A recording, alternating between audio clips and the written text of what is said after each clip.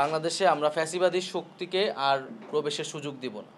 এ বিষয়ে আমরা ঐক্যবদ্ধ, প্রতিশ্রুতিবদ্ধ, যাদের ফলে যাদের আত্মত্যাগের কারণে আসলে আমরা আজকের এই বাংলাদেশ এবং আমরা যে মৌলিক সংস্কার সহ মানুষের অধিকারের কথাগুলো বলতে পারছি।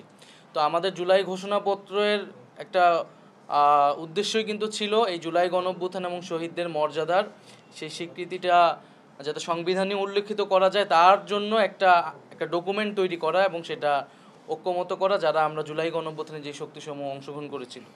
কিন্তু নানা কারণেই সেই উদ্যোগটিতে আমরা দেখেছি আমাদের জায়গা থেকে সর্বোচ্চ সেটা দাবি ছিল, কিন্তু বিভিন্ন কারণে সেই দাবিটা বাস্তবায়ন হয়নি এবং সরকারের কাছে আমরা তো এখনও আনুষ্ঠানিকভাবে দেখা করতে যাইনি। আমরা অবশ্যই সেখানে বলবো, কিন্তু জুলাই ঘোষণাপত্রের পাশাপাশি এখন আমরা একইভাবে জুলাই সনদটাকে বেশি গুরুত্ব দিচ্ছি, কারণ জুলাই সনদ হচ্ছে মৌলিক সংস্কারের যে রূপরেখার উদ্যোগ, সেটির কথা বলা হয়েছে। জুলাই সনদ যাতে কোনোভাবেই আমাদের যে উদ্যোগটি, সেই উদ্যোগটি যাতে ব্যর্থ না হয়। একই সাথে সাথে আমরা জুলাই সনদ যখন বাস্তবায়ন হবে, যখন সব দল মিলে সংলাপের আয়োজন করা হবে সরকারের পক্ষ থেকে, তখন আমরা জুলাই ঘোষণাপত্রের কথাটিও বলবো।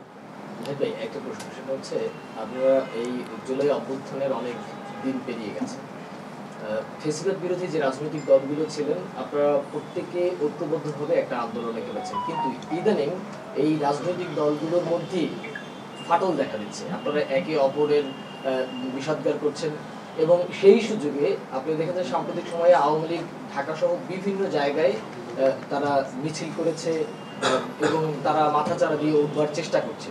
তো সেই জায়গা থেকে আপনাদের যে ওই অনৈক্য তৈরি হচ্ছে, সে কারণে আবারও এই ফ্যাসিবাদ ফিরে আসার সংখ্যা তৈরি হচ্ছে কিনা, এবং এই ব্যাপারে আসলে আপনারা কোনো পদক্ষেপ নেবেন কিনা এই ঐক্যগুলো ফিরে আসার জন্য? আমাদের মধ্যে এখন যে ফ্যাসিবাদ বিরোধী শক্তিসমূহ বাংলাদেশে রাজনীতি করছে, বিভিন্ন রাজনৈতিক দলের অবশ্যই বিভিন্ন মত থাকবে। আমরা মনে করছি যে এখন বাংলাদেশে একটি গণতান্ত্রিক পরিবেশ রয়েছে এবং যে যার মত প্রকাশ করতে পারছে, এটি কেবলই ভিন্ন মত। আমরা মনে করি না রাজনৈতিক দলগুলোর মধ্যে এমন কোনো অনৈক্য তৈরি হয়েছে যার সুযোগ আসলে ফ্যাসিবাদী শক্তি নিতে পারে। ফ্যাসিবাদী শক্তির বিরুদ্ধে আমরা সবসময় ঐক্যবদ্ধ আছি এবং আমরা এই যে ধরনের সংলাপগুলো হচ্ছে, আমরা সেগুলোতে অংশগ্রহণ করছি এবং আমাদের দল থেকেও আমরা বিভিন্ন রাজনৈতিক দলগুলোর সাথে আনুষ্ঠানিক এবং অনানুষ্ঠানিক সংলাপের উদ্যোগ নিচ্ছি। সেখানে আমরা অবশ্যই প্রয়োজনে যদি মাঠের কর্মসূচিও প্রয়োজন হয়, আমরা রাজনৈতিক দলগুলোর সাথে, ফ্যাসিবাদ বিরোধী রাজনৈতিক দলগুলোর সাথে আলোচনা করে আমরা যৌথ বা যুগপৎ মাঠের কর্মসূচি নেওয়ার জন্য উদ্যোগ নিব। কারণ কোনোভাবেই বাংলাদেশে আমরা ফ্যাসিবাদী শক্তিকে আর প্রবেশের সুযোগ দিব না। এ বিষয়ে আমরা ঐক্যবদ্ধ, প্রতিশ্রুতিবদ্ধ।